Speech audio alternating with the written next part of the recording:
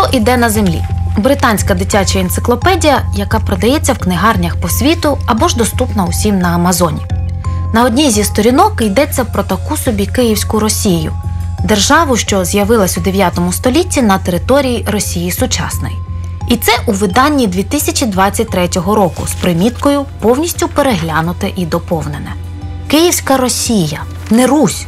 У скількох іще підручниках, путівниках, атласах і енциклопедіях по всьому світу друкуються схожі маніпуляції. Скільки дітей зростає з такими хибними уявленнями про історію? Дитяча книжка.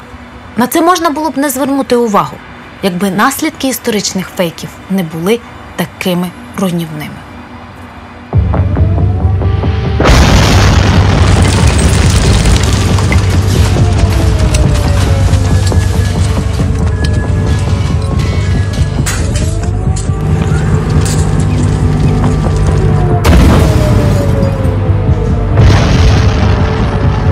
Украина для нас – это не просто соседняя страна. Это неотъемлемая часть нашей собственной истории, культуры, духовного пространства.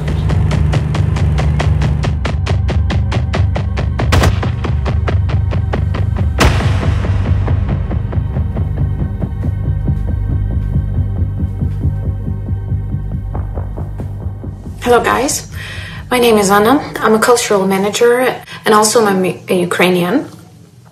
And I'm not a professional vlogger, but I feel like YouTube lacks real life stories from Ukraine. Я не була і, мабуть, ніколи б не стала влогеркою, якби одного дня Росія не напала на мою країну. І я відчула гостру потребу розповідати про нас і нашу боротьбу світові. У день, коли я записала своє перше відео, від обстрілів аеропорту у моєму умовно безпечному місті на заході України загинуло 2 людей. Я почала отримувати тисячі коментарів зі словами підтримки та захоплення Україною. Але разом з тим і чимало запитань, від складних до елементарних, про нашу історію, політику, мову. «Анна, keep it simple, пояснюй просто», просили мене, бо для багатьох іще вчора твоя країна була лише якоюсь проблемною частиною великої Росії. Хтось до останнього не вірив, що Росія може розгорнути цю масштабну війну.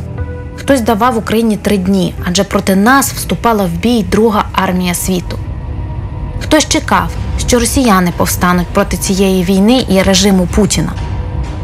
Чому мільйони людей по всьому світу так глибоко помилилися щодо Росії?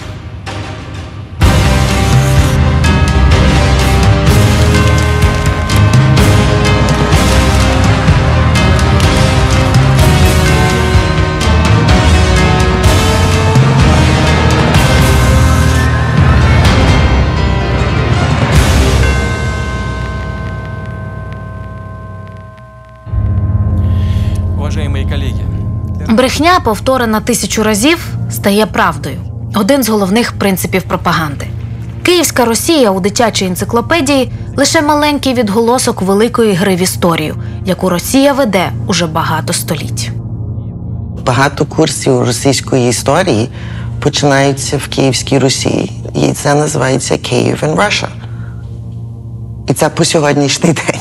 Так викладають історію Росії в університетах. Я тут говорю про Канаду, в основному, де я живу.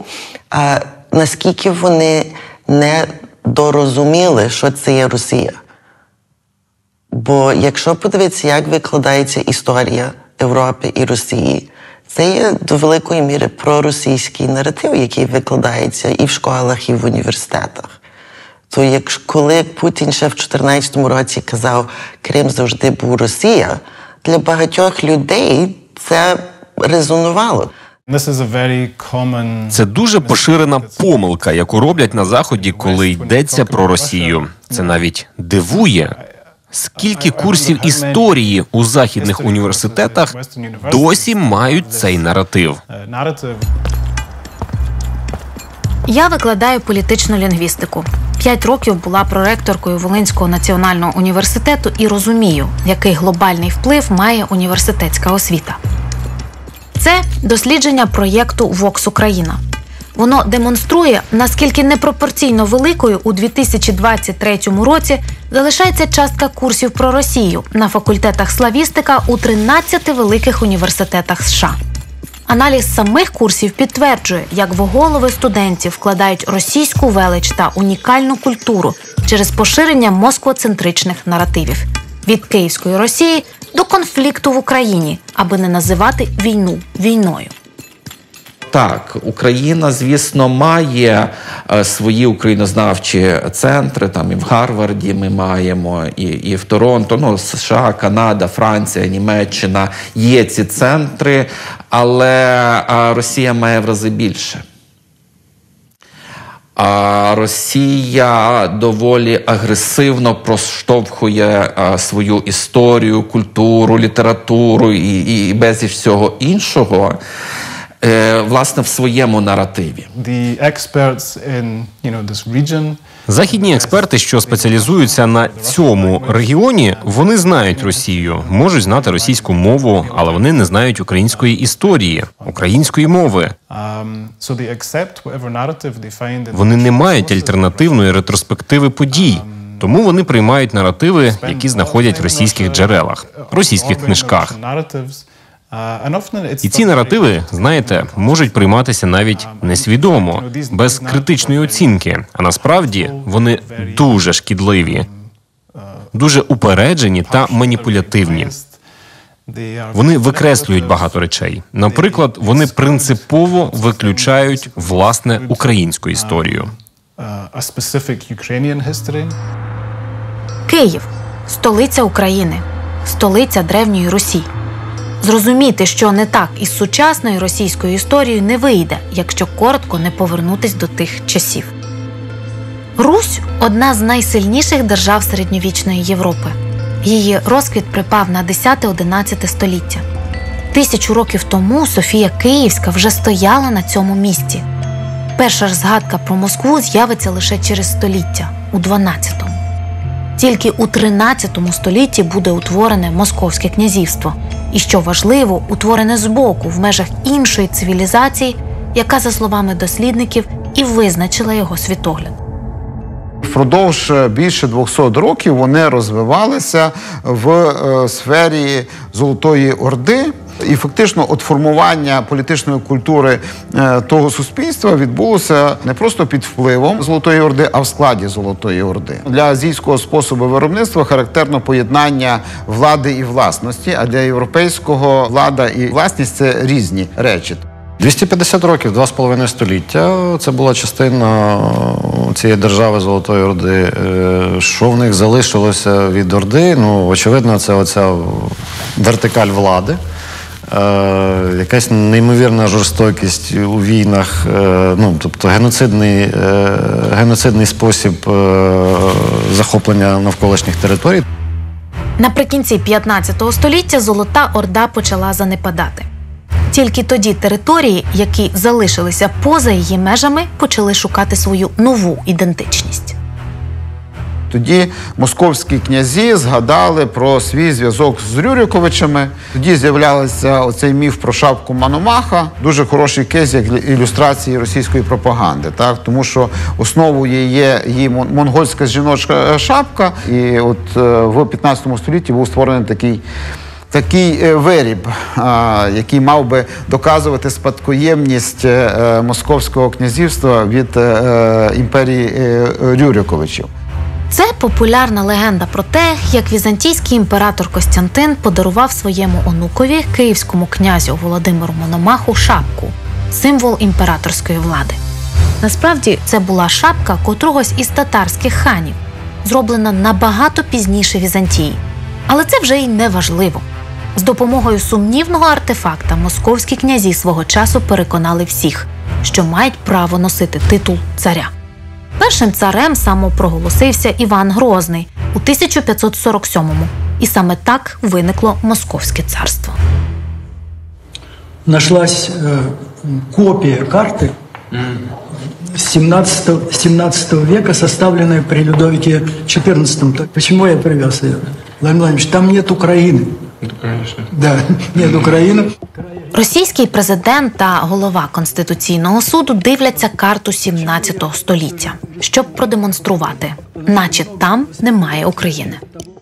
Якось вони погано дивилися, тому що це карти, власне, 17 століття, де держава козаків, Україна. Це треба бути геть сліпим, щоб цього не побачити. Натомість Росії там немає, тому що там Чорна Русь – це Галичина, а територія, де мала бути Росія, позначена Московія, тобто або землі царя Московського. Московське царство. Саме такою була офіційна назва Росії до початку XVIII століття. Але розширюючи свою територію і владу, вона почала все більше претендувати на історію поневолених народів. В 1721 році Петро І робить ребрендинг, і Московське царство стає Російською імперією. Перейменування Московського царства на Російську імперію давало історію, історичну тяглість. Бо що таке Московське царство? Це якийсь уламок якоїсь великої Русі, коли держава отримує ім'я російське государство. Вона відразу може тягнути всю свою історію від Києва, від Росії, від князя Володимира, Красне Солнышко і так далі. Це дає задавненість. Коли князь Володимир у 988 році хрестив Київську Русь, Москви ще не існувало. Як тут станеш центром світового православ'я? Чому Путін ставить пам'ятник Володимиру в Москві, київському князю? Це не тому, що київський князь прийшов завойовувати Москву. Врешті-решт, Москви не існувало в часи Володимира. Тому що він намагається вивести оцю міфічну історію Росії як історію, яка починається з часів Русі. Що це саме Москва є центром Росії. Це вигадана історія, це неправдива історія, це перекручена історія, як мінімум. Але без неї Росія не може існувати, бо вона сама збудувалася на цій вигадці, на цій фікції. Уважаемые друзья, для возрождения национального сознания нам нужно связать воедино исторические эпохи. И вернуться к пониманию той простой истины, что Россия началась не с 1917 и даже не с 1991 года, что у нас единая неразрывная тысячелетняя история. І ось як працюють ці історичні маніпуляції на міжнародній арені зараз. Французький католицький університет проводить конференцію «Франція-Росія. 1000 років історії та культури». Ключова постать заходу – донька київського князя Ярослава Мудрого Анна. Вона була одружена з французьким королем і стала королевою Франції. Київська княгиня, яка ніколи не була частиною ні російської історії, ні культури. Немає прямої лінії від Київської Русі до сучасної Росії. Абсолютно немає. Сама ця ідея є частиною імперського наративу, імперської політики пам'яті. Але це повторюється як факт у багатьох історичних книгах, університетських курсах на Заході, що Київська Русь – древня російська держава. Хоча насправді не було нічого, що б називалося Росія у той час. І не було ще кількасот років.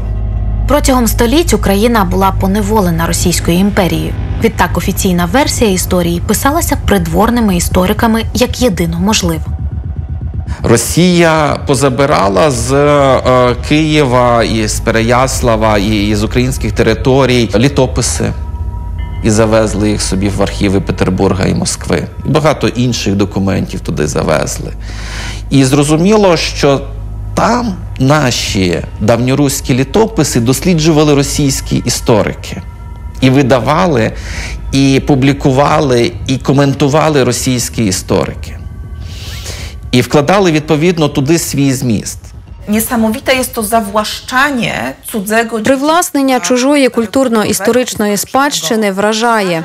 Російська влада вважає, що історичну Русь, Київську Русь, слід ототожнювати з нинішньою Росією. Це правило, яке учні засвоюють в російських школах. Русь дорівнює Росія. Де б не були колись землі Русі, На ті території Росія сьогодні має право. І зараз, щоб цей проект був успішним, потрібно викреслити саму ідею українства, української ідентичності, української мови, української культури. Я живу в Луцьку. Це місто на заході України. Від мого дому до Берліна значно ближче, ніж до Москви. Але вулиці Луцька, як і всіх українських міст, десятиліттями переконували нас, що тут Росія. І справа не лише в назвах. За квартал від мене є будинок, в якому нібито зупинявся московський цар Петро І. Той самий засновник імперії. І про це знають всі лучани, хоча жодних історичних підтверджень немає. Таких міст і будинків десятки в Україні. Цар Петро точно не відвідав їх усі. Тоді навіщо? Історичний трюк імперії, аби маркувати свій величезний простір. Однією з головних особливостей є виключення України з історії регіону навколо Росії. Наче в Україні не було державності, не було політичної діяльності, культури, релігійної діяльності. Насправді ж, все це існувало в Україні вже за кілька сотень років до того, як з'явилася Росія. Але ми про це не знаємо, бо Росія стала імперією. Росія отримала силу і засоби поширювати власне бачення себе у світовій історії. Протягом ХХ століття Російська імперія змінювала назви і формально режими правління. Спочатку на Радянський Союз, потім на Російську Федерацію. У 21 столітті дослідники нарешті повертаються до розуміння Росії саме як імперії. Ця імперська ідентичність вимагає як необхідну умову утримання України у сфері російського впливу. Путін прямо говорить про Україну як про колиску російської державності, духовності та ідентичності. I think it's not difficult to guess that behind me you see a monument from the communist time because of its style. And actually behind me you see an arc that was known as the Arc of Friendship between peoples.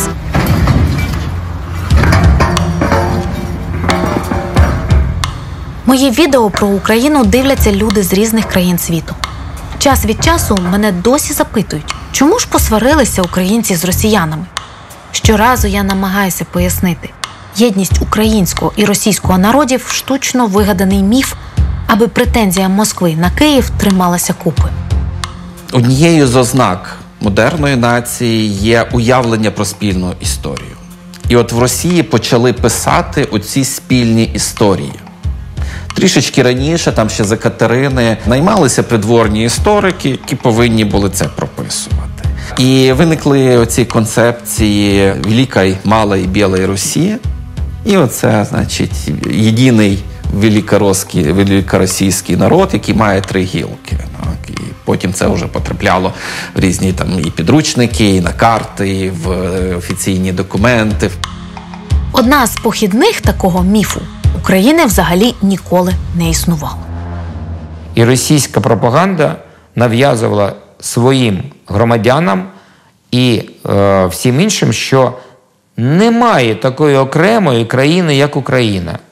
Це частка наша, це наш народ, це просто такий, знаєте, нема української мови, як незалежної, це діалект російської мови. Так, це викривлювало історію. Це не підтверджувалося жодними фактами. Але коли ви це довго кажете, вам більшість вірить. Уже потом, после Октябрьской революции, начали образовываться всякие квазигосударственные образования. Советская власть создала советскую Украину. Это хорошо известно. До этого никакой Украины не было в истории человечества. За однією з останніх версій Путіна Україну створили більшовики.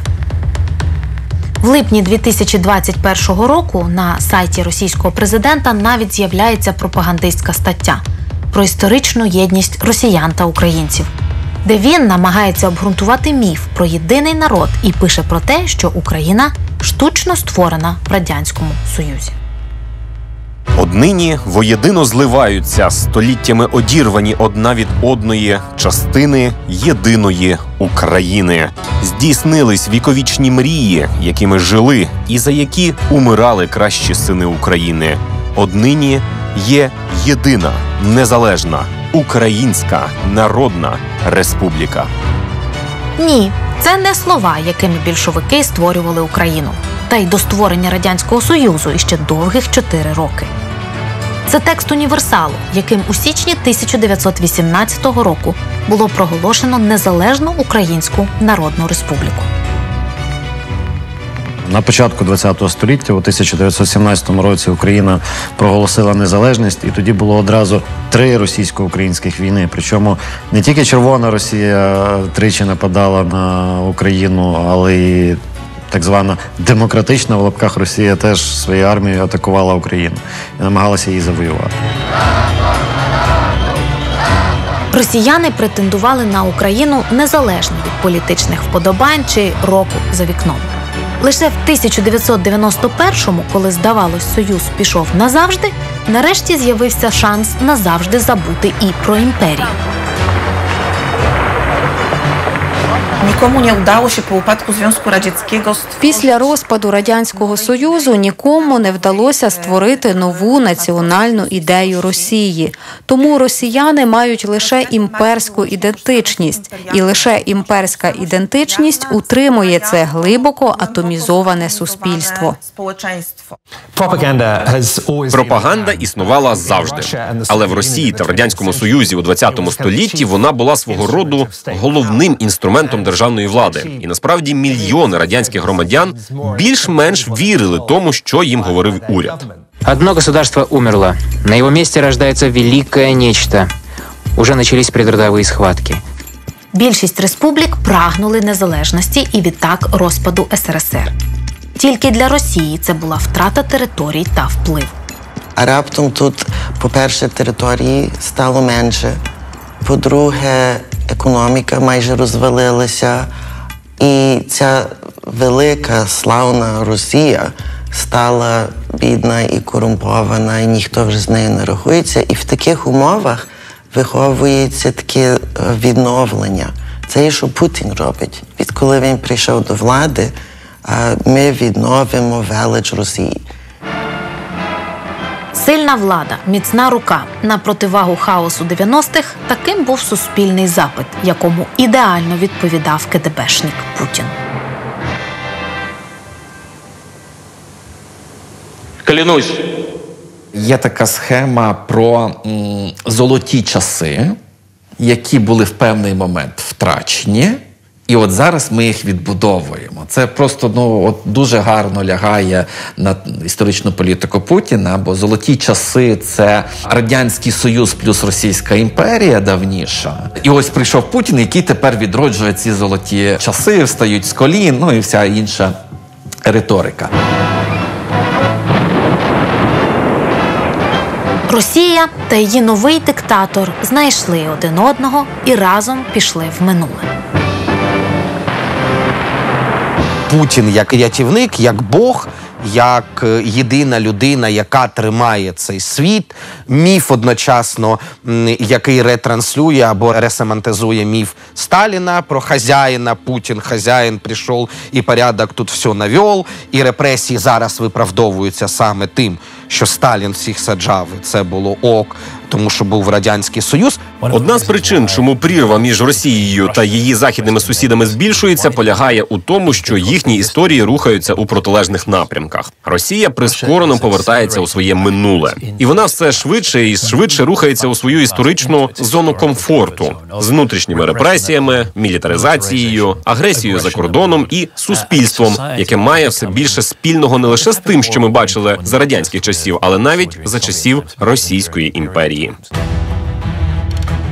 Сучасна російська ідеологія спокійно поєднує царського двоголового орла на державному гербі із ледь відредагованим радянським гімном. Російська пропаганда давно подружила православ'я і Сталіна, комунізм і білогвардійців, Миколу II і більшовиків, які його розстріляли. Російська пропагандистська машина, вона надзвичайно еклектична. Вона дуже часто в своїх наративах чи своїх меседжах поєднує абсолютно різні ідеї, які, в принципі, одна одній суперечать, але вони одночасно використовуються. Священник Російської православної церкви освячує пам'ятник Йосифу Сталіну і знаходить плюси у сталінських репресіях. И пускай, может быть, мы видим, что вот я как представитель нашей Русской Православной Церкви, мы видим, что, ну, если честно говорить, да, что пострадала церковь, но благодаря этому у нас теперь множество новомучеников и исповедников российских, которым мы сейчас молимся и которые нам помогают тоже в деле возрождения нашей Родины. Окропление водите от священное во имя Отца и Сына и Святаго Духа. Думку священника поділяє 63% країни. Якщо можна вірити даним російського Левада-центру, саме стільки людей позитивно ставляться до диктатора. 10 років тому таких було вдвічі менше.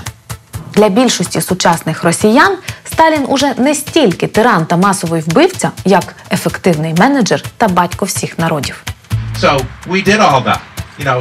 Американський професор, викладач Єльського університету Джейсон Стенлі – один із провідних сучасних дослідників колоніалізму і пропаганди. Професор Стенлі написав книги «Як працює фашизм» та «Як працює пропаганда», що стали бестселерами. Росію лякає дух українців. Демократичний дух. Це серйозна загроза для фашистської диктатури Владимира Путіна. Сусід, який є таким демократичним і толерантним. Влітку професор Стенлі працював в Києві. Він каже, сьогодні українці чи не найкраще в світі розуміють, як працює російська пропаганда. Адже десятиліттями були об'єктом її впливу. Професор переконаний, сучасна Росія для України небезпечніша, ніж був Радянський Союз. Горбачов – це не Владимир Путін. Брежнєв – це не Владимир Путін. Перед вами Гітлер. Перед вами фашист-геноцидник. Брежнєв не збирався вбивати кожного українця. Путін збирається.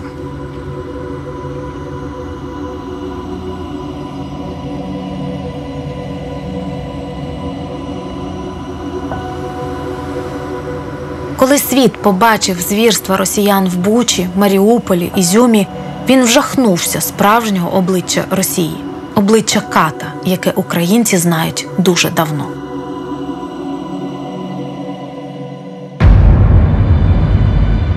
У 1933 році СРСР вбив голодом майже 4 мільйони українців. Штучною конфіскацією продуктів селян з чіткою політичною метою – подавити протестний потенціал цілого народу. Радянська влада приховувала і заперечувала цей злочин. Ніхто з причетних не поніс покарання. Сучасна Росія продовжує ретельно приховувати правду про Голодомор. Враховуючи український фактор, слід підібрати документи з таким розрахунком, щоб вони доводили універсальний характер хлібозаготівель 1932 року, без описання натуралістичних подробиць людоїдства. Підібрати їх потрібно таким чином, щоб була видна трагедія всього радянського селянства, без акценту на Україну. Так, російська пропаганда досі рекомендує історикам працювати із документами про голод в Радянському Союзі, щоб завуалювати жорстоку правду про свої злочини. Росія підтримувала і дослідження за кордоном, які би мали применшувати і масштаби голоду, чи показувати, що голод це не був лише проти українців, але був в інших регіонах. Тобто використовувалися різні способи для того, щоб світ не дізнався правди про Голодомор. Один з традиційних прийомів пропаганди – рамкування. Показувати лише потрібну і вигідну частину історичних подій. Його застосовують і в найбільш переможному міфі Росії про велику перемогу у Великій Вітчизняній війні. Це такий месіанський міф. Він говорить про те, що у 1944-45 роках Червона армія визволила світ від абсолютного зла нацизму. Тому Росія, як спадкоємиця Радянського Союзу, має моральний мандат вимагати особливої позиції в Європі та особливого голосу у питаннях європейської безпеки. В каком году началась Вторая мировая война? В 41-м. 22-го. 1939-м. Другої світової війни не було і досі немає в історії Росії. Коли для світу вона розпочалася 1 вересня 1939 року, СРСР саме готувався до поділу Польщі разом з нацистською Німеччиною. Радянський Союз вступив у Другу світову війну 17 вересня 1939 року на боці нацистської Німеччини.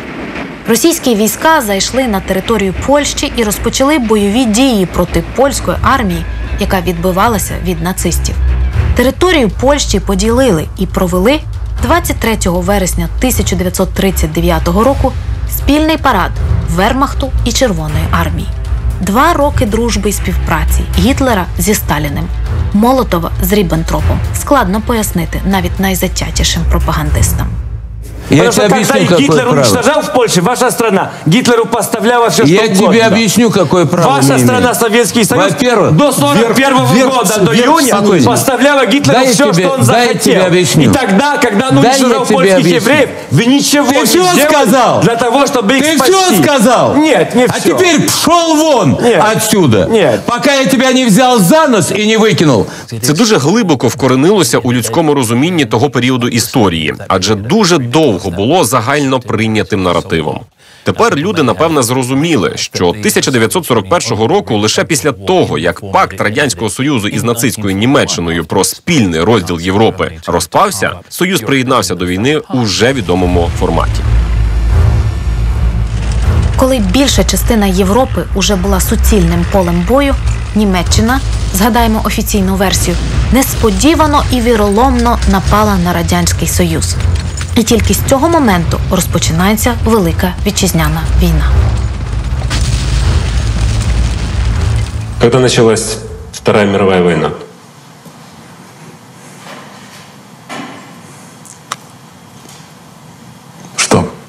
Говорити про 39-й, 45-й в Радянському Союзі не героїчно. Тому героями, радянськими героями, ставали люди, які воювали в 41-му, 45-му. Доходило навіть до того, що от кладовище, могила вояків, які загинули в 39-му році, вона занедбана, там ніхто не ходить, не кладе квітів. І поруч могили, які загинули там чи в 41-му, чи в 44-му, 45-му роках, радянські мається на увазі. Так?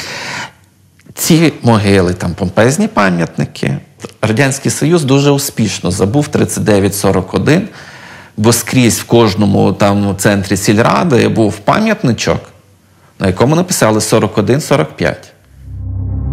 Разом з культом Великої Вітчизняної твориться міф про єдиний російський народ-переможець. Я позволю с вами не согласиться, когда вы сейчас сказали, что если бы мы были разделены, мы не победили бы в войне. Мы все равно бы победили. Потому что мы страна победителей. Для багатьох людей на Заході Другу світову війну виграли західні союзники та Росія. Радянський Союз, Росія. Вони не розділяють ці дві речі. Але чому це так? Тому що Росія сама навмисно стирає ці відмінності і презентує себе як переможця у Другій світовій війні.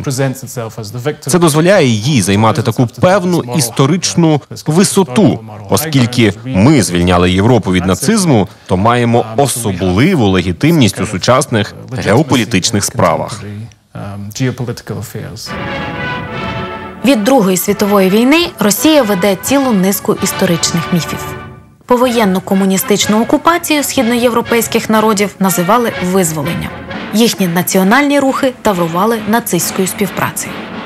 Ти або герой в Червоній армії, або ти на стороні зла, і тут уже неважливо, чи ти есесівець, чи ти бандерівець, чи ти лісовий брат в Балтійському, литовський, латвійський і так далі. Розумієте? А це дуже просте рішення. Ти або герой, або зрадник. Пропаганда використовує конфлікти минулого, щоб заштовхати людей у рамки. Так, російська пропаганда зображує росіян як героїв, які борються із фашизмом. Тоді як насправді це Росія – фашистська країна. Росія – це жорстокий фашистський режим. Народ, победитель! Пропагандистський міф про велику перемогу чудово об'єднує російське народонаселення, яке постійно прагне нових доказів своєї величі, не знаходить і повертається в минуле. Нам чудово жити в світі, де ми ходимо в найкрутішій країні світу. Я можу ходити без трусів, я можу бути бідний, ходити на смітник за сухариком. Але ж величчя є, і яке заміщає всі інші речі, пов'язані з повсякденним життям в тому числі. За даними тієї ж Левади, за останні 20 років кількість росіян, які вважають свою країну величною, виросла вдвічі. З 43% у 2002 до 80% нині. Чому? Чи сталося якесь економічне диво? Або, може, Росія досягла високого рівня комфорту життя? Ні. Просто так працює російська пропаганда.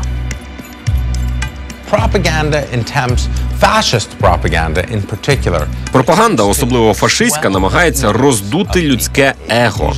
Зазвичай це спрацьовує у суспільстві, в якому люди відчувають величезну тривогу і страх. І тому вона каже їм: замість хліба ми дамо вам національну гордість. Ви маєте справу з фашистським режимом. Фашизм процвітає, даючи людям націоналізм замість їжі, націоналізм замість життя, в даному конкретному випадку, тому що росіян масово вбивають. Я би вжила слово більше індоктринація, ніж пропаганда. Це просто виховуєш ціле суспільство, що ми є такі, і ми можемо, і це видно в різних випадках в історії, що велика частина суспільства, вони включаються в таке мислення. В останнє десятиліття індикатором, за яким росіяни поділили світ на свій і чужий, стала російська мова. Усі, хто розмовляє чи просто розуміє російську, проголошують своїм. Хочуть вони цього чи ні. Це, на думку Росії, дозволяє їм втручатися в життя інших країн. Концепція «Руський мір» стала виправданням воєн Російської Федерації. Ця ідея тягнеться давно, що Москва є центром тяжіння для всього регіону. Не лише для колишньої Російської імперії, але й для країн на її периферії. Велика роль у концепції належить Російській православній церкві. Це має бути такий собі православний простір, в основі якого панує російська культура, російська мова, російське православ'я і російська політика. Якщо говорити про роль Російської православної церкви, людям, які звикли сприймати церкву як мирну організацію, доволі складно сприймати її як Міністерство державної релігії Російської Федерації, яке, як і будь-яке інше міністерство, мобілізоване для досягнення державних цілей Росії, у тому числі впливу на інші країни. Дай Бог, чтобы все поняли, что от России не исходят ни военные опасности, никаких других опасностей для людей.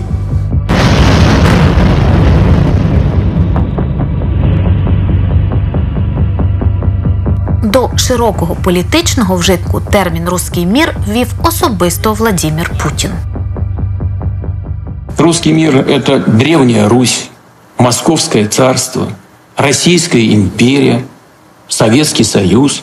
Коли в 2006 році Путін збирав так званих представників руської інтелігенції в Санкт-Петербурзі, він їм чітко сказав, що ви частіше використовуєте ці слова «руський мір».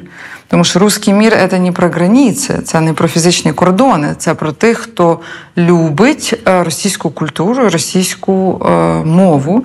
І частіше вживайте цей вираз. Проєкт «Руського міра» отримав сотні мільйонів доларів лише офіційного державного фінансування. Його основні офіційні напрями роботи – відкриття представництв за кордоном та надання грантів на проекти, що популяризують російську мову та культуру. На ділі російські центри чи не щороку ставали фігурантами шпигунських скандалів в Європі. Ще у 2016-му Європарламент зарахував Россотрудничество до інструментів російської пропаганди. Фонд «Руський мір» створив 104 активні центри у 52 країнах світу. В Україні працювали десятки відділень «Руського міра», готуючи підґрунтя для першого вторгнення і так званої «Новоросії». Як доводили журналістські розслідування, в 2014 році саме організації, наближені до «Руського міра», були першими учасниками антиукраїнських демонстрацій на Донбасі, а згодом і осередками вербування бойовиків. Такі центри продовжують працювати у світі. В Берліні восени 2023-го проходить тиждень російської мови. Русская неделя, уже 15-я по счету. С учетом непростой политической ситуации, событие это знаковое. Через мережу своїх «Руських домов» Россотрудничество, наприклад, влаштовує покази пропагандистського фільму «Ополченочка». Це кіно, зняте в Луганську у 2019-му, яке героїзує сепаратистів і промосковських бойовиків. До слова, попри те, що фільм отримав прокатне свідоцтво в Росії, на широкі екрани так і не вийшов. Але його досі, навіть у 2023-му, продовжують возити світом. А як мені, таким як я, оставатися по-настоящим православними людьми? Через просування цієї концепції «Руського міра» Росія досі ширить ідеї своєї величі, альтернативної історії та власної логіки світобудови. Диктатор Путін. Він хоче доказати, що та ваша західна демократія, де кожна людина має права і свободи, де кожна людина має право на сама визначати, як їй жити, сама визначати, де їй жити, куди їхати, чим займатися, де влада – це не хазяєва життя твого і твоєї країни, а просто менеджмент, який ми обираємо, міняємо. І Путін хоче сказати, ваша демократія програла в всьому світі. Така індоктринація «Руського міра» виправдовує російські злочини і програмує нові. Він завжди вірив, що Україна є колонією Росії, такою собі втраченою провінцією, яку він має повернути. І тому ми повинні зупинити Росію в Україні. Тому що якщо Росія поглине Україну, вона буде йти до Молдови, до країн Балтії, можливо, до Польщі. Путін хоче створити таку собі російську імперію, сферу впливу від Владивостока до Варшави та Берліна. Це його мета. Є дуже велика підтримка не тільки президента Путіна, але і цієї жахливої війни. Я над тим багато думала, бо я не сподівалася того. В мене було враження, що за цих 30 років виросло покоління росіян, які вже не мають імперського мислення. І я глибоко помилилася. Російська пропаганда уже працює з новими поколіннями. З 1 вересня 2023 року російські і, що іще трагічніше, українські школярі на окупованих землях вчаться за новими підручниками. Мінімум дат чи фактів, максимум оцінок і брехні. Україна – ультранаціоналістична держава. Будь-яке інакодумство в Україні жорстоко переслідується. Пропаганда працює. Путін використав усі ресурси своєї величезної держави, щоб промити мізки своїм людям настільки, що вони почали сприймати брехню за правду. В їхніх головах брехня стала правдою. І з цим тепер дуже складно. Вони вважають українців екстремістами і нацистами. Російські діти вчаться ненавидіти українців. Російські діти вчаться ненавидіти українців. У цьому наративі українці дегуманізовані. Прищеплюється думка про зневагу до самої ідеї українства та захоплення імперською величчю Росії. Головним бенефіціаром українського конфлікту стали Сполучені Штати Америки. Їм вдалося нав'язати Європі свій дорогий газ. Пропаганда має бути простою. Прийшов дядюшка Сем, який хоче в якій-небудь Воркуті знищити всі шахти, і оці кляті, значить, американці, які хочуть нас знищити, бінарність мислення. Свій, чужий, хороше, погане, біле, чорне, добро, зло. 1,5 мільйона 11-класників щороку закінчують школу з такими знаннями. Вот они, даже тепленькие, в буквальном смысле. Все они готовы к прочтению и к отправке в школы страны. Протягом багатьох років історія трактувалася путінським режимом як наступальна зброя, інструмент інформаційної війни проти Заходу та сусідів Росії. Але в певному сенсі це також зброя проти самого російського суспільства. Я називаю те, що режим робить з історією, історичною пропагандою, тому що це не має нічого спільного з політикою пам'яті чи навіть історичною політикою, як ми її розуміємо на Заході, через масштаби фальсифікації історичних фактів, спотворення та маніпуляції. Зверхність Росії над світом у Кремлі вже офіційно закріпили в документах. Росія, яка до цього побувала у статусах князівства, царства, імперії, союзу, федерації, у концепції зовнішньої політики 2023 відтепер окрема цивілізація. Тобто в них викристалізовується ось це бачення, хто вони, що вони особливі, що вони народ богоносець, що це окрема цивілізація. Це насправді дуже серйозна заявка. Концепція зовнішньої політики – це документ, яким малоконтрольована ядерна держава визначає своїх друзів і ворогів. І в ньому додає собі солідності, знову спираючись на тисячолітній досвід самостійної державності, вкрадений у Русі. Київська Росія, пригадуєте? Світ недооцінив російський вплив, російську пропаганду. І це, зокрема, призвело до цього жахливого повномасштабного вторгнення.